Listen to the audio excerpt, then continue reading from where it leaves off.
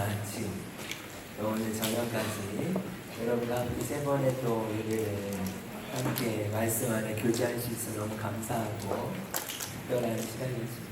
저는 끝에는 인사는 못 드리고 어제 예배 마치고 말씀만 전하고 바로 올라가야 될 것 같아요. 기차를 타면서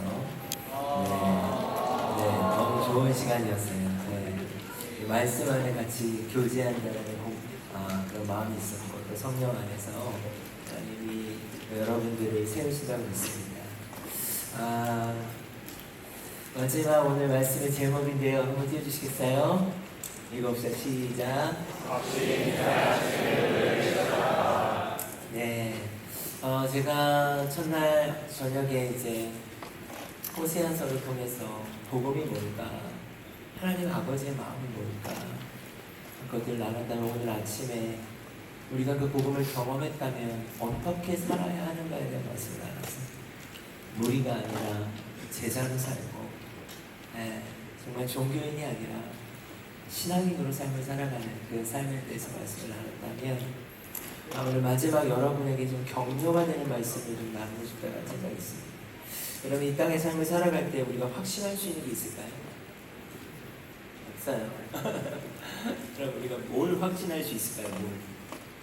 확신이라는 단어를 어떤 것에 붙인다는 것은 이 불확실한 실질에 맞지 않는 것이에요. 내가 확신하는 것이 있지만 지나고 보면 그렇지 않고, 그럼 이 청년의 때를 살아갈 때 우리가 확신할 수 있는 거에 무엇인지를 오늘 좀 알고 싶어요.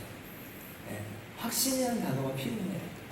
그 확신, 우리가 정말 확신할 수 있는 게 무엇인지를 여러분께 나누고 좀 격려하길 원하고, 여러분, 우리가 복음을 듣고 또 복음을 경험하고 복음적 삶을 살아가는 삶에서 그 일상의 삶에서 매일이 반복되는 루틴이잖아요. 이 반복되는 루틴 가운데 새 아침이 과연 우리에게 새로울 수 있을까? 그렇죠. 매일매일 삶을 살아가는 우리의 캠퍼스와 직장과 삶의 영역에서 제자의 삶을 시작할 때 그 반복되는 삶이 어떻게 우리에게 새로울 수 있을까? 저는 이 지점을 좀 나누기 원해요. 그래서 두 가지 지점을 나누게, 확신이라는 단어와 그 다음에 새 아침. 우리 예레미야 2장 2절 말씀 보겠습니다. 예레미야 2장 2절. 예레미야 2장 2절 같이 읽도록 하겠습니다. 가서 예루살렘의 귀에 외칠지니라, 여호와께서 이와 같이 말씀하시기를, 내가 너를 위하여 내 청년의 때의 인애와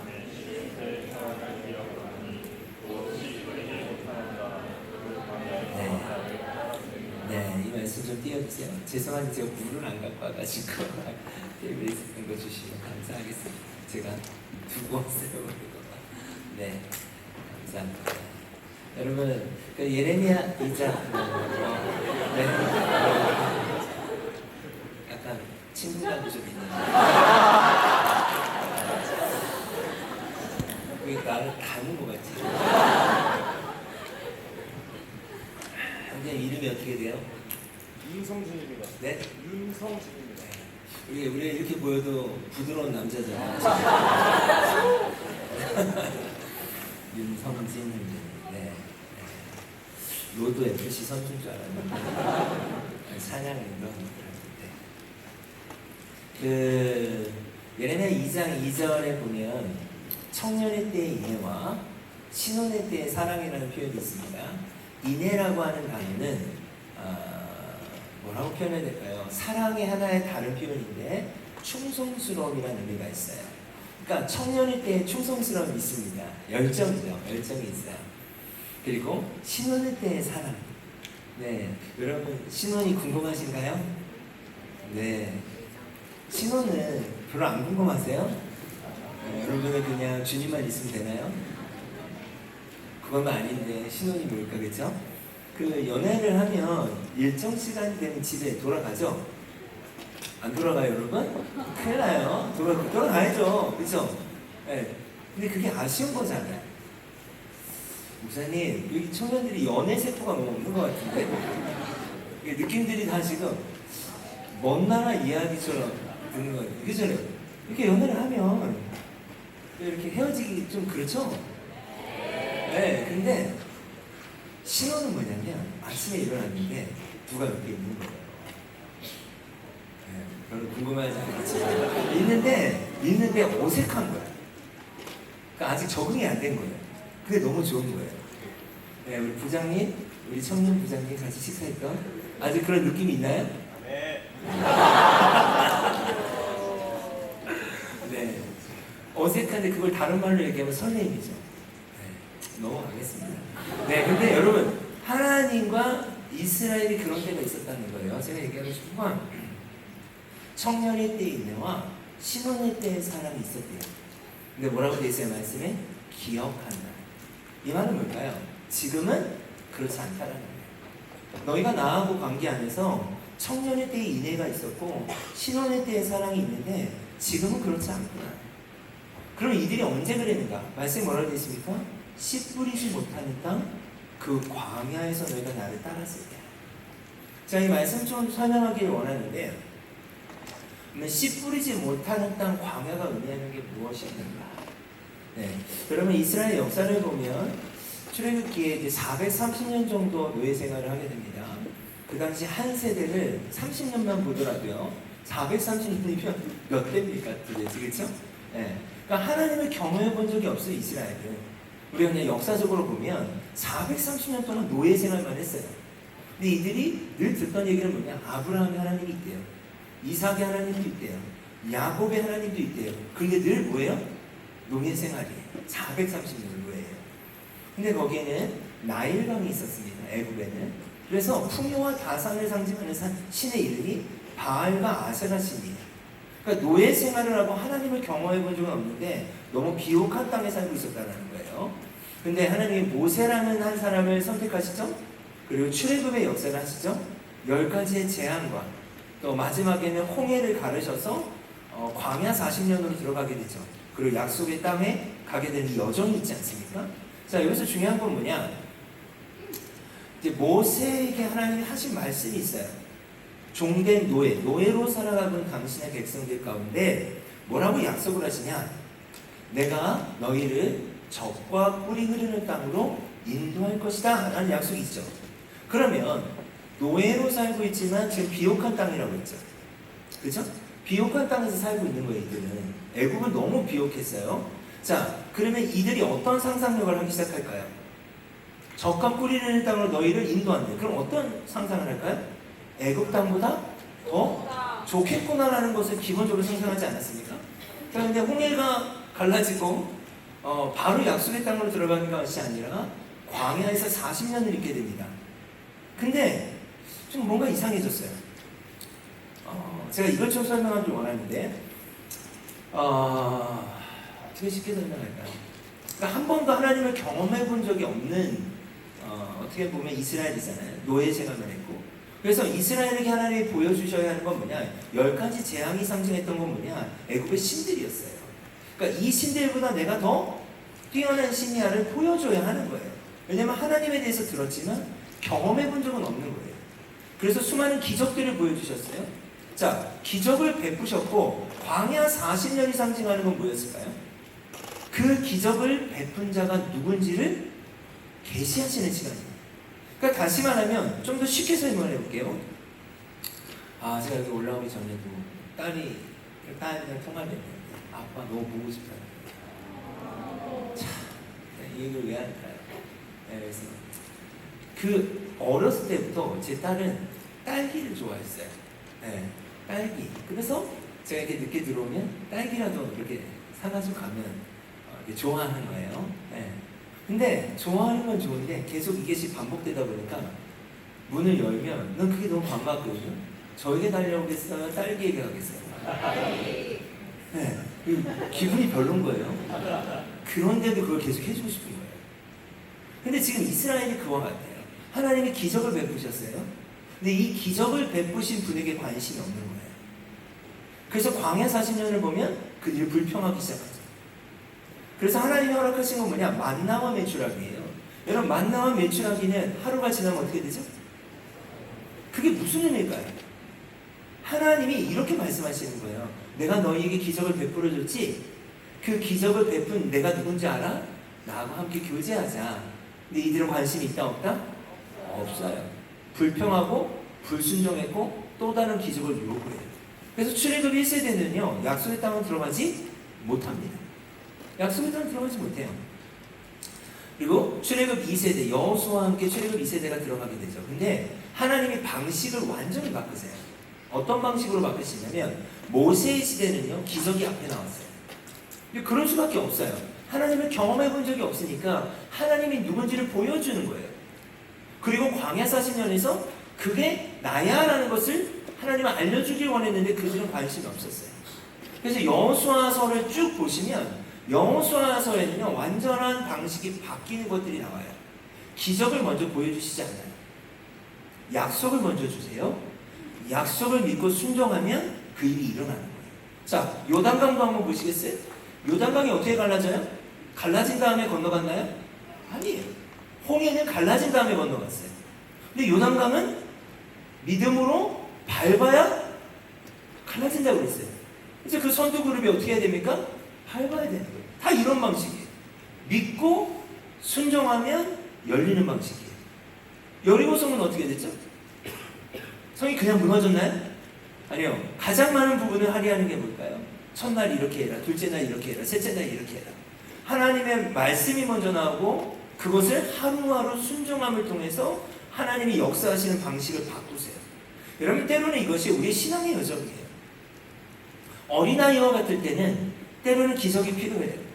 정말 하나님의 은혜들이 우리에게 있어요. 그러나 그 시즌을 통과하고 다음 시즌에 우리에게 필요한 신앙의 태도는 무엇인가? 어떠한 일이 일어나지 우리에게 않더라도 주신 말씀을 순종할 수 있는 우리의 태도들이 필요하다는 거예요. 그 하나의 신앙의 여정으로도 표현할 수 있겠죠. 자, 여러분 약속의 땅을 이해해야 돼요 이제. 그래서 그들이 약속의 땅으로 들어갔어요. 자, 약속의 땅 가나안에 제가 지형을 좀 말씀드릴게요. 지도를 보면 이쪽이 지중해입니다. 지중해. 근데 항구가 될 수 없는 지중해예요. 성경에 딱 한 번 배가 떴어요. 요나 이야기밖에 없어요. 그러니까 이게 지중해인데 항구가 될 수 없는 지중해고 위에는 아시리아라고 하는 강대국이 있어요. 근데 이 아시리아는 강이 두 개가 있습니다. 자, 어떤 강이 있을까요? 맞아요. 티그리스, 유프라테스 강이 있어요. 자, 오른쪽에는 강대국이 또 있어요. 에돔 족속과 암몬 족속이 있었어요. 자, 밑에는 뭐죠 그러면? 애굽이에요. 애굽엔 뭐가 있죠? 나일강이 있어요. 자, 그런데 여러분 신명기 11장인가요? 나중에 찾아보시면 어떤 말씀이 있냐면 너희가 들어가서 얻으려고 하는 땅은 너희가 나온 땅과 같지 않다라는 표현이 나와요. 들어가서 얻으려고 하는 땅은 약속의 땅 가나안이죠. 나온 땅은 어디예요? 애굽이죠. 너희가 들어가서 얻으려고 하는 땅은 나온 땅과 같지 않으며 하늘에서 내리는 비가 흡수되는 땅이래요. 자, 이게 무슨 의미냐? 하늘에서 비가 내리는데 땅에 물이 저장되지 않는다는 거예요. 그러니까 땅이 너무 안 좋은 거예요. 너무 척박해요. 그리고 기후가 사막 기후예요. 그래서 구름기둥과 불기둥이라는 표현이 구약에 나와요. 그게 매우 어떻게 보면 필요한 이야기예요. 너무 더워서 구름기둥이 있어야 되고 너무 밤에 추워서 불기둥이 필요해요. 이 말은 뭘까요? 일교차가 너무 심한 지형이에요. 땅이 척박해요. 사방이 막혀 있어요. 기후도 좋지 않아요.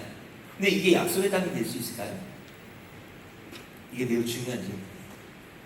하나님은 분명히 적과 꿀이 흐르는 땅이라고 했는데 이 땅이 그냥 눈에 보일 때 적과 꿀이 흐르게 보이나요? 전혀 아니란 말이에요. 사방은 막혀있고 땅은 척박해요. 기후도 좋지 않아요. 그러면 제가 질문해볼게요. 이 땅이 어떻게 적과 꿀이 흐르는 땅이죠?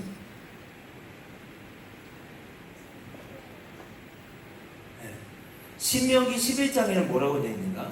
바로 그 다음 절에 새초부터 새말까지 나의 눈이 항상 그곳에 있을 것이다. 이 말은 뭐냐? 사방이 막혀 있어요. 땅도 좋지 않아요. 어디만 열려 있죠? 하늘만 열려 있어요. 빗물로만 살아야 돼요. 그래서 성경을 보면 구약에 이른 비와 늦은 비라는 표현이 기후예요. 이 땅에 이른 비가 내려져야 씨를 심을 수가 있어요. 너무 땅이 안 좋아 척박하고 딱딱해서 이른 비가 내려야 씨를 심을 수 있고 늦은 비가 내려야 추수를 할 수 있는 빗물로 살아야 되는 땅이 약속의 땅이에요. 그리고 그걸로는 농작물이 유지가 안 되죠. 이른 비와 늦은 그 중간을 채워야 되는 물이 필요하잖아요.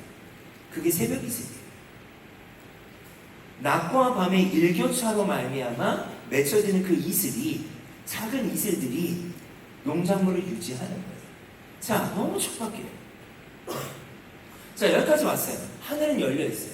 빗물로만 살아야 돼요. 그러면 하나님이 말씀하시는 약속의 땅의 개념은 뭘까요?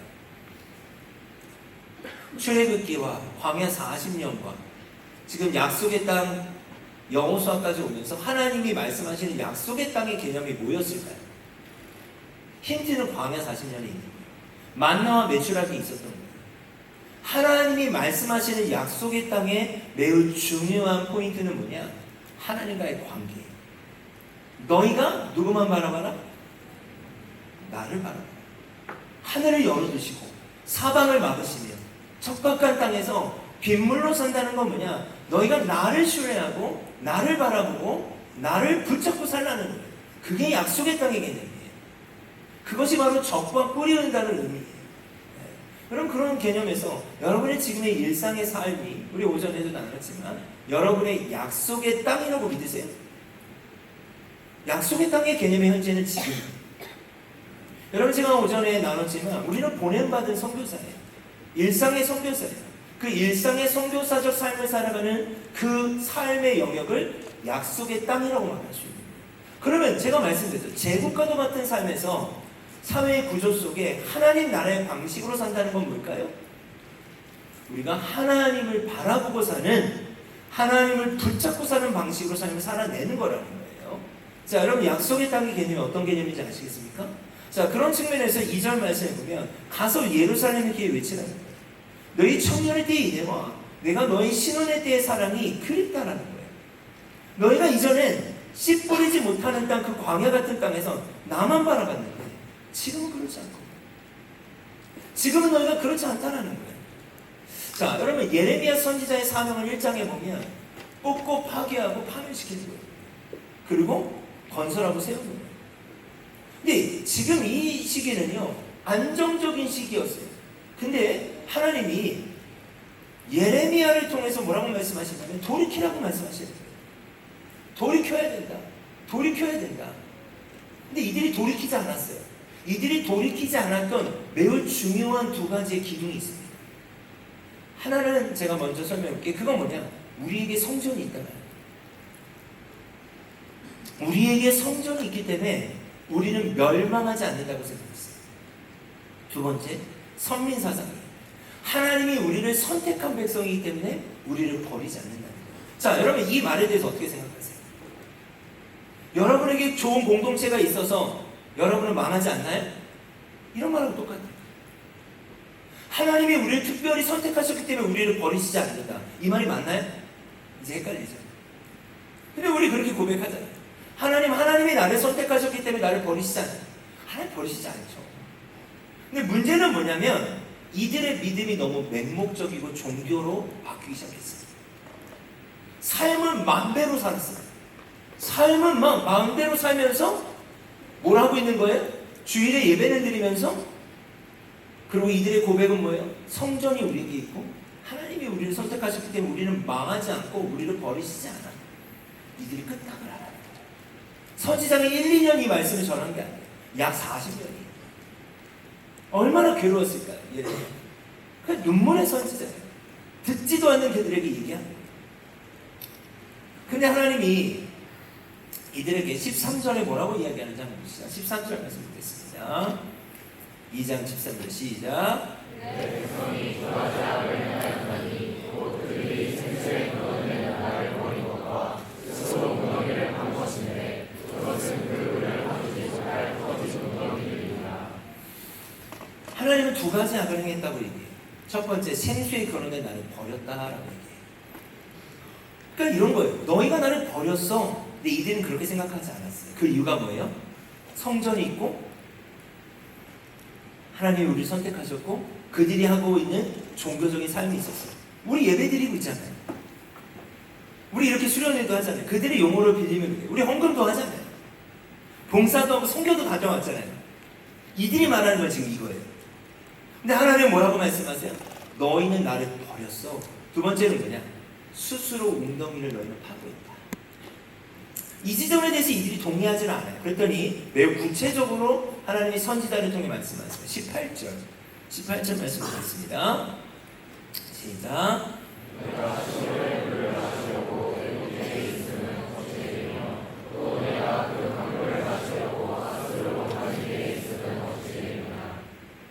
자, 여기 시온의 물을 마시려고 어디로 간다? 애굽. 애굽에 뭐가 있었죠? 나일강이 있었죠. 자, 보세요. 또 내가 그 강물을 마시려고 아수르로 간대. 아수르에도 강이 2개가 있다고 그랬죠. 지금 이건 뭐냐? 이들이 약속의 땅을 떠나진 않았어요. 삶은 어디서 살고 있어요? 약속의 땅에서 살고 있어요. 거기에 성전도 여전히 있어요. 성전에서 예배도 드려요. 그러나 실제 이들의 삶의 필요는 하나님을 바라보지 않고 있다는 거예요. 물이 있는 곳으로 가는 거예요. 애굽으로 가고, 애굽에 나일강이 있으니까 아수르로 가요. 위로 올라가요. 거기에 또 강이 있으니까. 이것에 대해서 하나님은 뭐라고 말씀하시니까? 너희는 나를 버렸어. 그러니까 방식이라는 게 너무 중요해요. 제가 오전에도 말씀드렸죠. 우리가 하나님을 경험했어도 무리일 수 있다. 하나님을 경험하면서도 종교인이 될 수도 있다. 제가 아침에 강조한 건 뭐예요? 삶이에요, 삶. 제가 오늘 이 시간에는 삶의 방식까지 좀 들어가 볼게요. 여러분의 삶의 방식을 어떻게 붙잡고 사냐는 거예요. 그냥 몸만 약속의 땅에 살면서 내 삶의 주관자는 하나님이 아닌 거예요. 여러분, 제가 최근에 주식에 대해서 너무 민감한 것 같아요. 저는 재테크는 잘 모르지만 필요하다고 생각해요. 근데 여러분, 막 주가가 막 어떻게 되냐에 따라 이게 뭘까요? 방식이에요. 저는 모르겠어요. 재테크가 필요 없다는 게 아니에요. 근데 주식이 여러분의 삶을 책임지나요? 그러니까 이들이 지금 현대어로 바꾸면 이거예요. 성전에서 예배하고 기도하고 하나님 없이는 못 산다고 하는데 이들의 발걸음은 주식에 가 있으면서 그 주식이 나를 책임질 거라고 얘기하는 거예요. 이러한 요소들을 우리가 얼마나 많이 하는 거예요. 여러분, 제가 사진 하나 보여드릴게요. 바벨탑 사진인데요. 자, 창세기 11장 말씀 한번 띄워주시겠어요? 이 사진 같이 한번 읽어봅시다. 시작.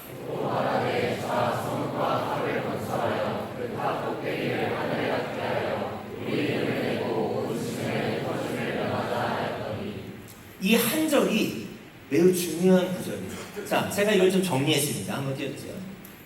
여러분, 자기 가능성이라는 것은 매우 중요한 시대적인 언어가 됐어요. 인간의 자기 가능성이에요. 그러니까 내가 나의 가능성을 어떻게 증명하길 원하냐? 그게 바벨탑인데요. 하늘에 닿게 하자라고 했어요. 하늘에 닿게 하자는 건 뭐예요? 내가 나를 구원할 수 있다라고 얘기해요. 자, 두 번째, 우리의 이름을 내고는 뭐예요? 자기가 영광을 받고 싶다는 거예요. 자, 세 번째, 흩어짐을 면하자는 뭐예요? 자기가 자기를 보존하는 거예요. 여러분, 잘 생각해 보세요. 하나님을 사랑하고 하나님을 믿는다고 하지만 우리는 자기 가능성에 대해서 늘 고민해요. 내가 나를 구원할 거야. 내가 나의 이름을 높이고 내가 누군지를 증명해낼 거야. 그리고 또 뭐예요? 자기 보존. 이걸 한마디로 이야기하면 자기 가능성이라는 표현을 써요. 난 이런 사람이야. 난 이렇게 할 수 있어. 내 스스로가 내가 나를 유지하는 것에 대해서 증명하려고 해요. 그게 뭐예요? 바로 바벨탑. 근데 하나님은 어떻게 하셨죠? 창세기 11장에 그것들을 허물어 버리세요.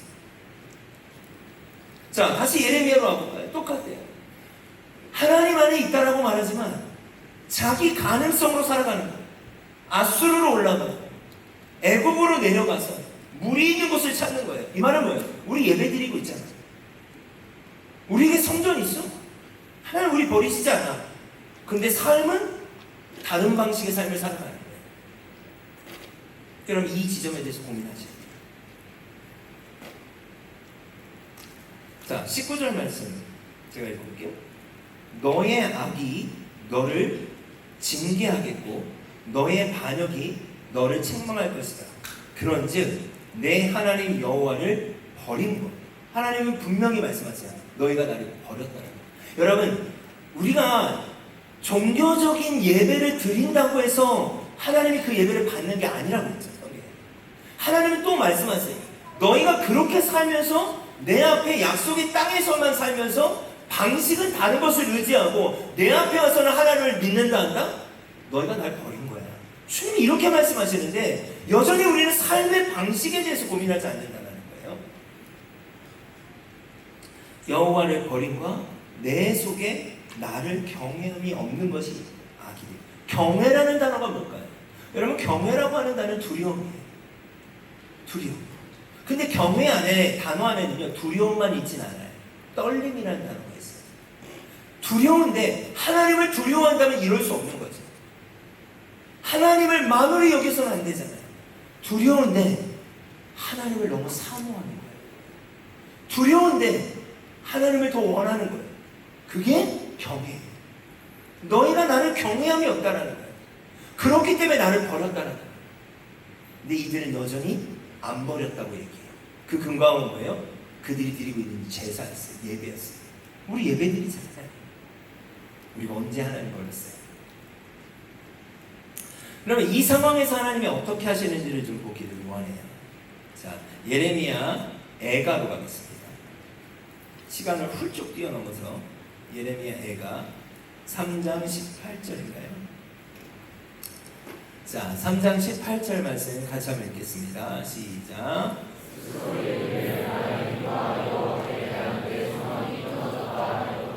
자, 지금 이 말씀은 어떤 상황인가? 하나님의 심판이 임해요. 드디어. 돌이키라고 했는데 이들이 돌이키지 않았던 건 두 개의 기둥 때문이에요.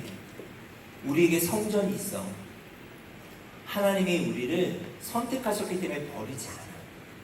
여러분, 때로는 이 지점 때문에 우리가 교회를 오래 다녀도 종교인이 되어버리는 거예요.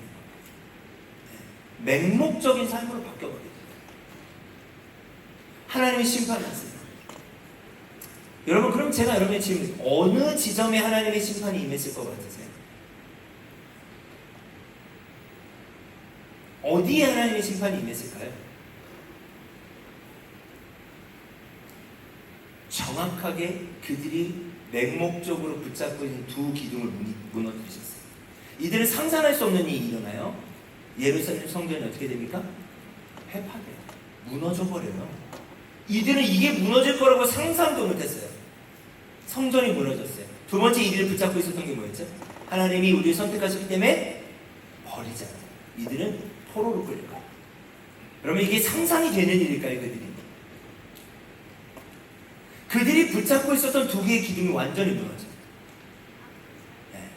그리고 이들이 그 심판의 한복판에서 고백하는 고백이 있고요. 스스로 이르기를 나의 힘과 여호와께 대한 내 소망이 끊어져 버렸다. 그들의 소망은 뭐예요? 이렇게 살아도 된다고 생각했어요. 약속의 땅에 살면 되는 거 아니야? 이 정도만 하면 되는 거 아니야? 그리고 누가 굳이 하늘만 바라봐? 내가 조금만 옆으로 가면 물이 있는데, 내가 조금만 밑으로 가면 내 삶을 공급받을 수 있는 것이 있는데, 네, 타협하기 시작하고 하나님을 버리기 시작했던 거예요. 그리고 그들에게 남은 건 뭐예요? 종교도 열심히 해요. 하나님은 그 지점에 어떻게 해요? 기둥을 완전히 무너뜨리세요. 그래서 이들이 말하는 거예요. 내 소망이 끊어져 버렸다. 19절을 보면 내 고초와 재난, 곧 쑥과 담즙을 기억하소서. 이건 뭐냐? 저의 고난과 괴로움과 쓰라림과 고통을 좀 기억해주세요. 너무 힘들다라는 거예요. 하나님, 저 너무 괴로워요. 너무 힘들어요. 20절, 21절 두 절 말씀 여러분이 한번 읽어보겠습니다. 시작. 내 마음이 그것을 기억하고 내가 아침이 일어나 그것을 내가 내 마음에 담아두었더니 그것이 오히려 나의 소망이 되었사오니. 자, 반주 좀 볼게요. 여러분, 이게 해석을 좀 해야 되는 조금 어려운 부분이에요. 천천히 한번 가볼게요. 내 마음이, 자 20절에 내 마음이 그것을 어떻게 했다? 기억했다. 예, 그러면 이들이 기억하고 있는 그 마음이 뭐예요 지금? 앞에 있는 부분이죠. 심판을 당하니까 소망이 끊어졌죠? 이들이 믿고 있는 게. 그리고 너무나 지금 고통스럽잖아요. 그 고통을 기억했다는 거예요. 내 마음이 그것을 기억하고 또 내가 어떻게 돼요? 내 마음이 그래서 낙심이 되는 거예요. 그런데 21절에 좀 이상한 표현이 나와요. 이것을 내가, 이것이 뭐예요? 그 앞에 있는 거죠. 너무 낙심되는 마음, 너무 고통스러운 마음, 이것을 내가 내 마음에 그냥 기억할 뿐만이 아니라 담아뒀다라는 건 뭘까요? 그걸 더 깊이 생각했다는 거예요. 내 마음에 담아두었더니 이상한 말이 나와요. 그것이 담아둔 그 마음이 오히려 나의 소망이 됐대요. 이게 무슨 말일까요? 심판의 한복판 가운데 그들의 종교적인 열심이 완전히 무너졌잖아요. 예루살렘 성전이 회파되고 포로로 끌려가 버리잖아요. 그 심판당함이 너무나 괴로워서 나의 소망이 끊어졌습니다. 저 너무나 고통스러워요. 근데 이것을 낙심하고 생각하고 기억할 뿐만이 아니라 마음에 담아두었더니 그 담아둔 그 마음이 오히려 소망이 됐대요. 이게 매우 중요한 전환점이 되는 말씀이거든요. 그러면 마음에 담아두었는데 새로운 소망이 시작됐다는 얘기죠. 기존의 소망은 다 끝났죠. 새로운 소망이 뭘까요? 이걸 해석하는 거예요. 이 새로운 소망이 뭐냐? 선지자가 그 오랜 시간 돌이키지 않으면 심판을 당한다고 했어요. 근데 선지자가 말한 그대로 심판이 지금 이루어졌어요, 안 이루어졌어요? 이루어진 거예요. 근데 그게 너무 고통스러운데 그걸 마음에 담아두었더니 무엇이 생각나는 거예요? 선지자의 메시지는 그게 두 가지 방향이에요. 심판과 회복이었어요. 내가 지금 너무 고통스럽다는 거예요. 내가 지금 심판을 당했지만 말씀하신 그대로 심판이 임했다면 말씀하신 그대로 무엇도 일어날 것이다? 회복도 일어날 것이다. 가장 고통스러운 심판의 한복판에서 새로운 소망이 일어나기 시작했어요. 그것을 매우 중요하게 이야기하고 있는데 그게 바로 22절이에요. 여러분 22절을 나누기 위해서 여기까지 온 거예요. 사실. 22절 말씀 읽겠습니다. 시작.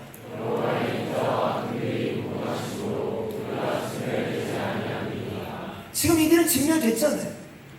완전히 무너졌잖아요. 근데 이 새로운 소망 가운데 진멸되지 않는다고 고백하는데 그 이유를 여호와의 인자와 긍휼이 무궁하시기 때문에. 인자라고 하는 단어는 헤세드.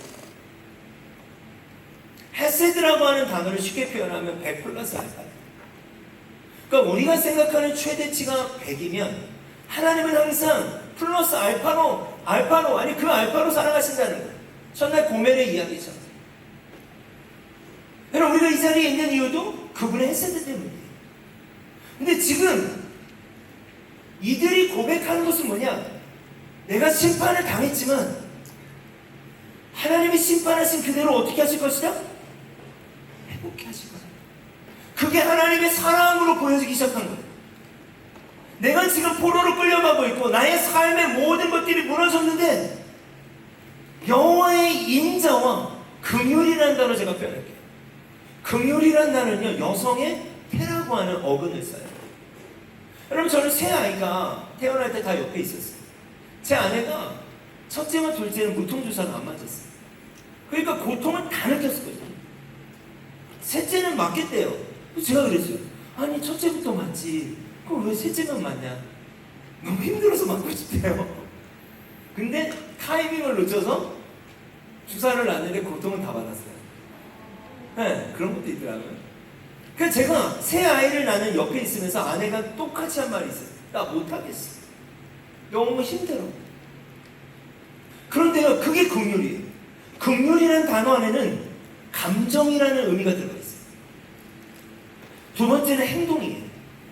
감정과 행동의 언어예요. 그러니까 이 히브리어가 때로는 우리가 한국말로 설명하기가 어려워요. 감정이 뭐예요? 느끼는 거예요, 고통을. 동시에 내 안에 뱃속에 아이가 있다는 걸 느끼는 거예요. 그러니까 어떤 행동을 하는 거예요? 포기하지 않는 행동을 하는 거예요.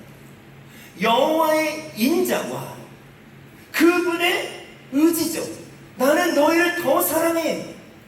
헤세드의 그 사랑, 의지와 그분의 그 감정과 그분의 행동이 무궁하시대요. 여호와의 인자와 긍휼이 무궁하심으로 나는 진멸된다 안 된다? 그걸 지금 어느 순간에 고백하는 거예요? 가장 치열한 심판의 한복판에서 나온 고백이에요. 내가 지금 고통을 당하고 있지만, 내가 상상할 수 없는 나의 소망들이 다 깨져버렸지만, 여호와의 인자와 긍휼이 무궁하심으로 나는 진멸되지 않아. 심판을 하신 하나님은 회복도 하실 거예요. 여러분, 우리가 가져야 되는 확신이라는 단어가 여기 있는 거예요. 여러분, 청년의 때를 보낼 때 때로는 여러 인생의 계절들을 만날 수 있어요. 그러나 우리가 확신할 수 있는 건 뭘까요? 여호와의 인자와 긍휼이 무궁하심으로 우리는 진멸될 수 없다는 거예요. 우리는 진멸될 수 없다는 거예요. 그게 어떤 환경에 의해서 진멸되는 게 아니라 그분의 인자와 그분의 긍휼이 무궁하시기 때문에 우린 진멸될 수 없다는 거예요. 그걸 지금 이 순간에 고백하는 거예요. 근데 그 다음 절에 23절 같이 읽겠습니다. 시작.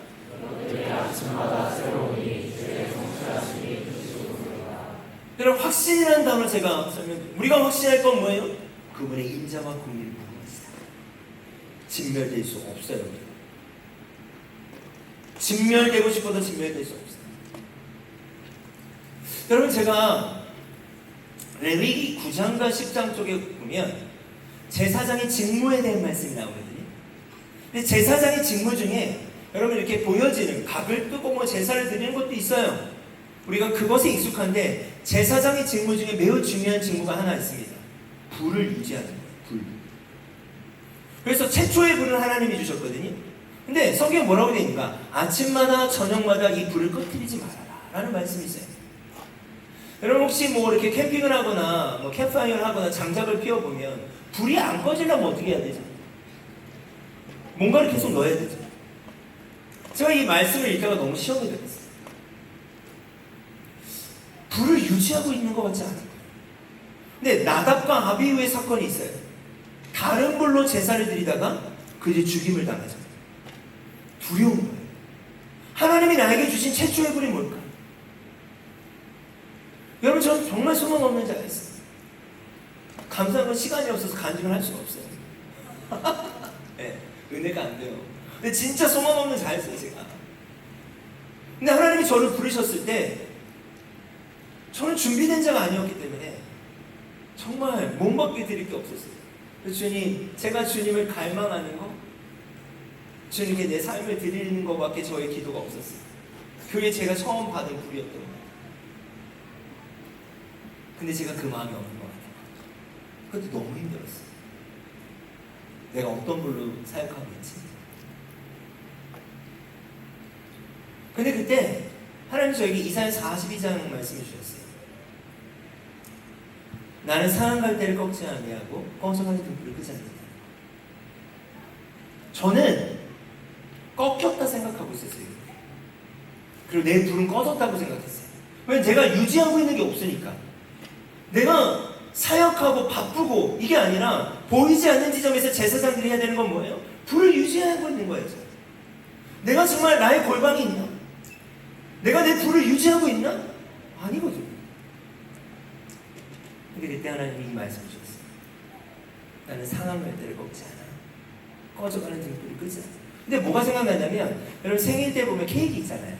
케이크 이렇게 초를 끌고 가다가 이렇게 꽂고 불을 켰는데 가져가다가 보통 어떻게 될 때가 많죠? 꺼지죠. 그래서 어떻게 하죠? 이게 제 이미지에 들어왔어요. 저는 꺼졌다 생각했어요. 근데 주님이 안 끄고 막고 계시는 거예요. 여러분, 상한 갈대처럼 우리가 느낄 때가 있어요. 청년 때 우리의 불이 이전만 하지 못하고 꺼졌다고 생각할 수 있어요. 그러나 우리가 붙잡아야 되는 건 말씀이에요. 나는 상한 갈대를 꺾지 않아. 그러면 안 꺾이는 거예요. 나는 꺼져가는 등불을 끄지 않아 하면 불 끌 수 없는 거예요. 그게 확신. 여호와의 인자와 긍휼이 무궁하심으로 우리는 진멸되지 않아요. 그러면 여러분이 청년의 때를 보낼 때 붙잡아야 될 확신이 이거예요. 어떠한 상황일지 몰라요. 심판의 한가운데 있든 광야 한가운데 있든 또 어떤 순간이 있든 우리가 확신해야 될 확신은 뭐예요? 기록된 말씀이란 말이에요. 여호와의 인자와 그분의 긍휼이, 그분은 가만히 있을 수 없어요. 긍휼은 무궁하심으로 우린 직면될 수 없어요. 그럼 직면될 수 없는 거예요. 이것을 심판의 한복판에서 깨닫게 돼요. 그리고 그들이 고백하는 게 뭐예요? 아침마다 새롭게 되게. 현실은 뭐예요? 지금 심판의 한복판이고 포로 생활이고 이제 그들이 어떤 삶을 살아야 될지 알 수 없는 황폐함이란 말이에요. 그런데 그 아침이 어떻게 새로울 수 있어요? 반복되는 일상이 어떻게 새로울 수 있겠어요? 그들에게 모든 게 무너졌는데 확신 때문에 여호와의 인자와 긍휼이 무궁하신 것을 믿기 시작한 거예요. 그렇기 때문에 아침마다 새로우니 주의 무엇이? 성실이라는 단어는 쉽게 얘기하면 앞에 인자와 긍휼이 합쳐놓은 단어예요. 주의 성실이 너무 크다는 거예요. 오늘도 내 삶은 너무나 피곤해요. 너무 지쳐요. 그러나 또 그 가운데 확신이 일어나는 거예요. 그리고 그 아침이 새로운 거예요. 여러분, 저는 이 찬양이 여기서 나오는지 몰랐어요. 딱 생각나는 찬양이죠. 주의 인자는 끝이 없고 주의 자비는 무궁하며 아침마다 새롭고 늘 새로우니 주의 성실이 금이나 성실하신 주님. 이게 그냥 멜로디가 너무 아름다워서 이런 본문에 있는지 차마 몰랐어요. 가장 치열하고 황폐한 삶을 살아가는 자들의 고백이었던 거예요. 확신할 수 있는 게 아무것도 없는 모든 것이 무너진 상황 속에 주의 인자와 긍휼이 무궁하심으로 우린 직면되지 않아. 그 확신이 새아침을 노래하게 합니다. 여러분, 우리는 한계 속의 삶을 살아갑니다. 당장 내일 어떻게 될지 몰라요.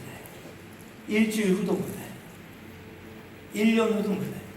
그 한계 속에서 우리는 확신이 있어야 돼요. 그 확신은 환경이 아니에요. 말씀이에요. 주의 인자와 긍휼이 무궁해요. 그래서 제가 이 말씀을 해석하고 한 2년 전인 것 같은데, 가을에 저희 공동체 계속 외쳤어요. 여러분, 우리는 주의 인자와 긍휼이 무궁하시기 때문에 진정될 수 없습니다. 제가 제 아들을 보면서도 어떻게 살까? 그러다가도 아들아, 너는 진정될 수 없다. 믿음이 생기는 거예요. 그렇지. 이걸 깨달은 이들의 또 고백이 24절이에요. 24절 같이 읽겠습니다. 시작.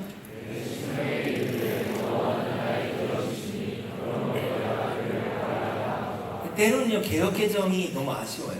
제가 이거를 다른 성경 번역으로 읽어드릴게요. 내가 스스로 말하기를 여호와께서 내가 받을 수 있는 유산의 전부심이 내게 희망이 있다고 하였다. 모든 것이 다 무너졌잖아요. 이제 누구만 남은 거예요? 하나님만 남은 거예요. 여러분, 이게 뭐로 보이세요? 이 긴 여정 속에 예레미야 2장부터 애가까지 온 거예요. 사실 핵심 메시지. 생수의 근원된 하나님을 그들이 버렸는데 버리지 않았다고 했잖아요. 근데 실제 그들의 삶에 물을 찾아 떠나면서 살았잖아요. 종교적인 삶이었잖아요. 근데 모든 게 무너지고 나서 이들이 비로소 뭘 고백해요? 그리고 뭘 다시 붙잡기 시작했어요? 생수의 근원된 하나님을 다시 붙잡아요. 내가 받을 수 있는 유산의 전부 당신밖에 없습니다. 이제. 근데 이제 그게 희망이 돼요. 그게 확신이 돼요. 여러분, 풀은 마르고 꽃은 시들. 영원한 것이 있고 영원하지 않은 게 있어요. 그러나 주의 말씀은 영원한 거예요. 여러분, 제가 좋은 영어 단어 하나 알려드릴게요. 굿. 굿은 좋다잖아요. 근데 여러분 G-O-O-D 이 굿에서 마이너스 가스라면 뭐가 돼요? nothing이야, nothing. 근데 지금 이들은 nothing이에요. 근데 nothing에 더하기 가스라면 뭐가 될까요? 그게 진짜 굿이에요. 하나님이 빠진 좋은 거? 그거 좋은 거 아니에요. 하나님의 관심은 적과 꿀이 흐르는 땅이에요. 약속의 땅을 살아가야 되는 방식은 여러분 포로로 끌려갔어도 그들에게 그것이 약속의 땅이 되는 거예요. 내가 원하는 직장이 아니든 내가 원하는 곳이 아니든 그 모든 삶이 약속의 땅이 될 수 있는 이유는 뭐예요? 생수에 근원된 하나님을 붙잡는 삶이 약속의 땅의 방식입니다. 그것이 바로 적과 꿀이 흐르는 땅이라는 의미예요. 드디어 이들이 하나님 빠진 좋은 거에서 이제는 하나님이 계시는 진짜 삶을 시작한 거예요. 그들의 심판에 항복하는 거예요. 그게 바로 기업이라는 뜻이에요. 내가 그를 바라리라. 나의 소망이 그분이다. 이런 뜻이죠. 자, 25절 같이 읽겠습니다. 기다리는 자들에게나 구하는 영혼들에게 선하다. 이게 굿이잖아요. 선. 기다리는 자에게 구하는 영혼들에게 여호와는 선하시다. 이 선하심이 뭔지를 이해하는 거예요. 여러분 믿음이라고 하는 것은요, 잘 한번 들어보세요. 믿음은요, 아는 것은 붙잡는 게 믿음이에요. 모르는 것은 모르는 것으로 두는 게 믿음이에요. 우리가 다 알 수 없어요. 때로는 고통의 문제가 돼요. 지금 여기서의 이 고통은 아는 고통이에요. 심판은. 근데 우리는 알지 못하는 고통도 있죠. 근데 우리가 모든 걸 다 알 수 있을까요? 아는 건 붙잡아야 돼요. 모르는 것은 모르는 것으로 둬야 돼요. 여기서 중요한 게 뭐냐? 하나님의 성품이에요. 옆에 친구랑 계속해서, 아니면 부부가 계속 살다 보면요, 이 남편이, 내 아내가 어떤지를 경험해왔기 때문에 그 경험, 그 성품을 이해할 때 굳이 내가 알 수 없는 것도 알게 돼요. 여러분, 하나님을 경험해가면서 중요한 건 뭐냐? 그분의 성품이에요. 믿음은 아는 것을 붙잡아야 돼요. 모르는 것은 모르는 것을 두되 그것이 괜찮은 건 뭐예요? 하나님의 성품을 알게 돼요. 근데 우리가 여기서 조심해야 되는 건 뭐냐? 모르는 것은 아는 척하는 거예요. 때로는 지체들끼리 공동체 안에서, 야, 너 기도 안 해서 그래. 너에게 이런 문제 있는 거? 너가 이래서 그래. 우리 사실 잘 몰라요. 모르는 것은 모르는 것을 둬야지. 그럼 아는 것은 붙잡아야 돼요. 그럼 붙잡아야 될 매우 중요한 방향성을 하나 제가 말씀드릴게요. 선이라는 단어를 이해하기 위해서 로마서 8장 28절이에요. 저를 한번 따라해요. 우리는 알거니와 하나님을 사랑하는 자, 곧 그 뜻대로 부르심을 입은 자들에게 모든 것이 합력하여 선을 이루리라. 여기도 선이 나오죠. 이 선이라는 단어는 아가도스라는 단어를 썼는데, 이 아가도스라는 단어의 의미는 하나님 측면에서 가장 좋은 거예요. 내 측면이 아니라 하나님 측면에서 가장 좋은 게 선이에요. 자, 근데 우리가 아는 건 붙잡아야 된다고 그랬죠. 아는 건, 우리는 알거니와로 시작돼요. 여러분, 하나님 사랑하세요? 그 뜻대로 부르심이 있으세요?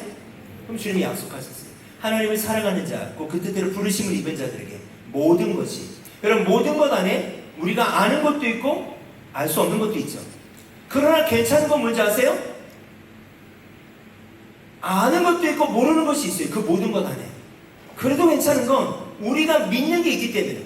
우리가 뭘 믿는가? 합력하여 선을 이루시는 분을 믿는 거예요. 그러니까 모르는 부분을 알려고 하지 마세요. 아는 건 붙잡는 거예요. 모르는 것을 둬야 돼요. 그러나 우리가 믿는 건 뭐예요? 이 모든 것을 합력하시는 분이 있다는 거예요. 그 합력하시는 분은 어떤 분이에요? 선하신 분이라는 거예요. 인격적이신 분이에요. 기다리는 자에게나 구하는 여러분들에게 여호와는 선하시다. 26절 같이 읽겠습니다. 하나님이, 사람이 여호와의 구원을 바라고 이 말이 다가왔어요. 심판의 한복판을 살아가면서 이제 확신이 생겼어요. 진멸되지 않는다는. 근데 하루하루가 너무 치열해요. 그러나 주의 성실하심이 너무 크기에 그 아침이 새 아침이잖아요. 그 확신과 새 아침 가운데 뭘 기다리고 있을까요? 회복을 기다리는 거예요. 기다림이 줍니다. 여러분, 기다림이라는 단어는요, 대상이 있는 거예요. 우리가 이 땅의 삶을 살아갈 때 우리의 기다림은 영원한 하나님의 나라인 줄 믿습니다. 기다림이 줍니다. 네. 여러분, 청년일 때 여러분에게 그 확신이 있었으면 좋겠어요. 여러분, 그 확신을 가지고 새 아침을 맞이하면서 행복한 청년일 때를 보내셨으면 좋겠습니다. 여러분, 진멸되지 않아요. 진멸될 수 없어요. 그걸 붙잡는 거예요. 나로 인한 어떠함이 아니라 여호와의 인자와 긍휼이 무궁하심으로 우리는 진멸될 수 없는 거예요. 그럼 여기서 우리가 잡아야 되는 포인트는 뭘까요? 다시 생수의 근원된 주님을 붙잡는 거예요. 자기 가능성이 아니에요. 높이 올라가야 내가 살 수 있어. 내 이름을 내야 나를 증명할 수 있고, 흩어지지 말아야 내가 보존될 수 있다라고 하는 약속의 땅의 삶을 살면서 하나님을 의지하지 않는 방식으로 삶을 살아가는, 생수의 근원된 하나님을 버리는, 스스로 웅덩이를 파고 있는 삶이 아니라 하나님, 사방이 막혀 있어서 감사하고 땅이 척박해서 감사합니다. 당신만 바라볼 수 있는 삶의 나의 삶을 다시 세팅하게 해주십시오. 여러분, 이 삶이 바로 확신의 삶이라고 저는 믿습니다.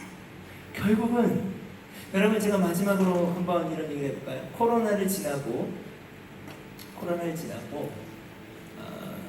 모든 기업이라고 표현할 수 없지만 많은 기업들과 교회들까지도요, 리더십에서 화두가 바뀌었습니다.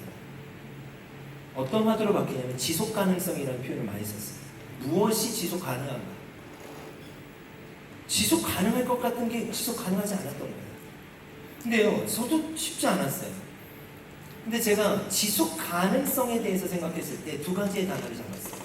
첫 번째는 해체. 여러분, 그걸 제가 성경적으로 좀 보기로 했어요. 지금 이들은 해체되는 시간이에요. 해체라는 단어는 뭐냐? 나의 저항이 미치지 않는 거예요. 내가 저항하려고 하는 것보다 더 힘이 세서 나를 뜯어버리는 거예요. 지금 이들은 완전히 무너졌어요. 그게 해체예요. 그러나 해체 다음으로 정말 중요한 단어가 뭔지 아세요? 재구성이에요. 하나님이 왜 해체하셨을까요? 다시 생수에 근원된 나를 붙잡는 거예요. 내가 받을 수 있는 유일한 유업이 당신밖에 없습니다. 그것을 깨달았을 때 그것이 이 심판의 한가운데 있는 그들이 이것이 여호와의 인자와 긍휼이라는 것을 알았던 거예요.